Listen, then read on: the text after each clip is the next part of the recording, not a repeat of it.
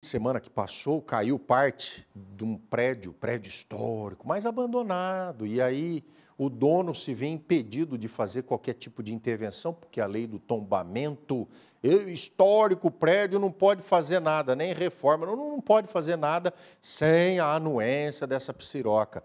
Na cidade de Jaú, desde 2021, nós temos acompanhado casos como o dessa semana. E vamos esperar pelo próximo? Do alto, os prédios. Uma linda paisagem arquitetônica. A infraestrutura dos edifícios impressiona e, ao mesmo tempo, preocupa. Eu costumo dizer que esses imóveis antigos, muitos deles são basicamente autoportantes. Nós temos aqueles blocos, né, maciços, então grande parte da estrutura é feita com eles.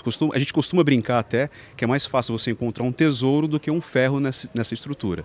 Então, assim, com o tempo, essas argamassas, até mesmo por conta da retração e tudo mais, o tempo, sol, chuva, pode ser que venha a aparecer fissuras, trincos, e por isso que acaba deteriorando com o tempo. Fundamental a manutenção preventiva por conta disso. Aqui seria, de fato, o epicentro desses imóveis aí. Nós temos na região, em alguns bairros isolados também, né? Nós temos mais aí de 300 imóveis tombados na cidade de Jaú, mas aqui a atenção é total. Então, por isso que é fundamental a fiscalização da prefeitura nesses imóveis para garantir não só a qualidade desses imóveis, mas também a qualidade de vida para as pessoas que utilizam, né? Porque, querendo ou não, pode ocorrer um acidente seríssimo.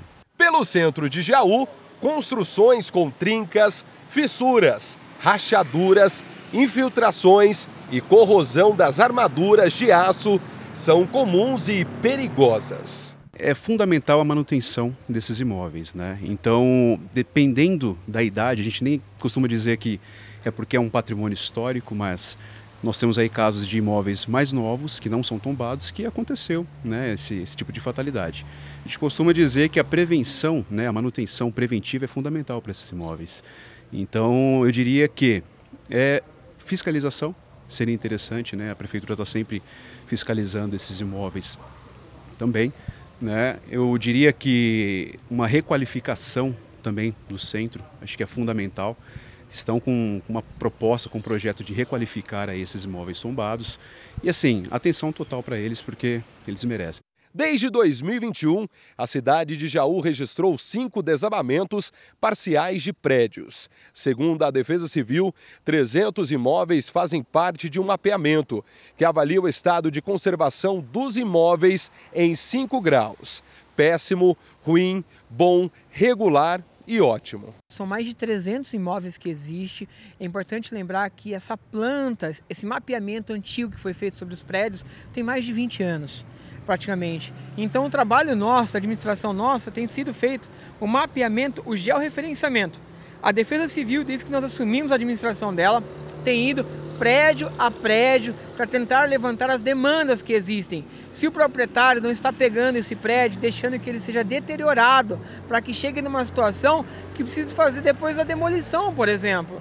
Então é muito importante que nesse exato momento a gente cumpra a nossa rota de trabalho de verificação, se esses prédios que são tombados estão sendo todos eles verificados e a condição que está. A Defesa Civil de Jaú interditou um prédio histórico após queda de estrutura recém-reformada. O desabamento no centro causou danos ao beiral da varanda e ao todo de um comércio no local. Blocos de concreto se espalharam pela rua, mas felizmente ninguém ficou ferido. Segundo a Defesa Civil, um vazamento de água identificado no local pode ter colaborado com o incidente, provocando infiltrações e sobrecarga na estrutura. Parte do reboco do imóvel também caiu sobre o restaurante, que funciona anexo ao prédio, o que levou à interdição preventiva do estabelecimento. Ainda segundo a Defesa Civil, o imóvel já era alvo de fiscalização há cerca de 1 ano, quando foram apontadas irregularidades devido à falta de manutenção.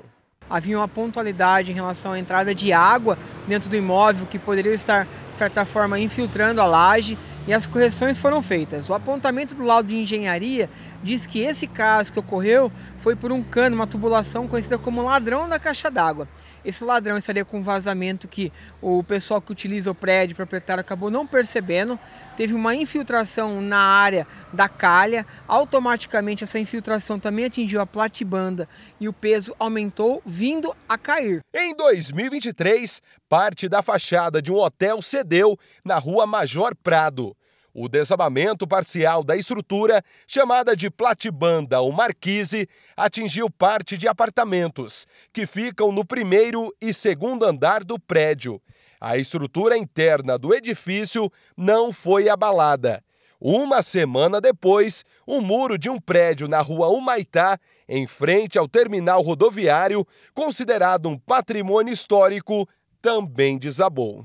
Desde que nós assumimos a Defesa Civil, há pouco mais de 1 ano e 4 meses, nós começamos esse trabalho de forma mais intensiva.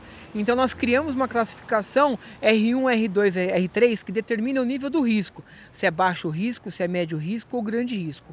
A partir de cada uma dessa notificação, que é feito todas elas com laudo de engenharia, ele determina as ações que devem ser tomadas. Então, por exemplo, o proprietário tem que tomar a decisão de fazer a solução, a correção, as obras ou a interdição, quando apontado que o risco, ele oferece risco à vida das pessoas, da vida humana, dos bens públicos ao seu entorno.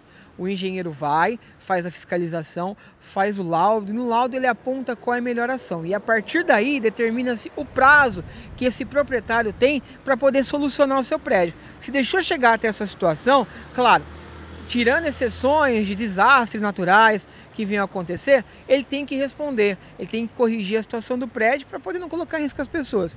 E aí determina-se o prazo que vai ser tomado e ele tem que nos apresentar uma documentação com a metodologia que será feita e o tempo e um responsável técnico pela obra, para dizer o seguinte: olha, eu estou ciente, eu vou fazer isso em tanto tempo. E aí é feita uma verificação se é coerente e a partir daí é dada autorização para fazer a correção.